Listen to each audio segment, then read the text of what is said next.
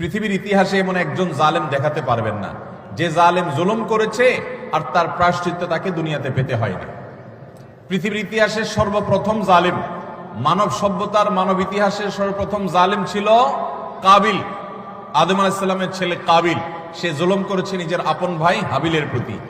আল্লাহ তাআলা তার মুখ উন্মোচন করে দিয়েছেন, তাকে অপমান অপদস্থ করেছেন, তার এই কুকর্ম আল্লাহ তাআলা ফাঁস করে দিয়েছেন। এটি ছিল আল্লাহর পক্ষ থেকে তার জন্য দুনিয়ার শাস্তি, আখিরাতের শাস্তি তো আছেই। পৃথিবীর ইতিহাসে বহু জালেম গিয়েছে, নমরুদ জুলুম করেছে, আবু জাহাল জুলুম করেছে, উতবা সাহেবা জুলুম করেছে, অনেক পরাশক্তি জুলুম করেছে। আল্লাহ তাআলা তাদের প্রত্যেককে অপদস্থ করেছেন, অপমান করেছেন, তাদের মুখ সম্মোচন করেছেন, তাদের শাস্তি দিয়েছেন। তবে আল্লাহ ছাড় দেন। আল্লাহ বলেছেন ইন্নামা নুমলি লাহুম, আমি ছাড় দিয়ে রাখি।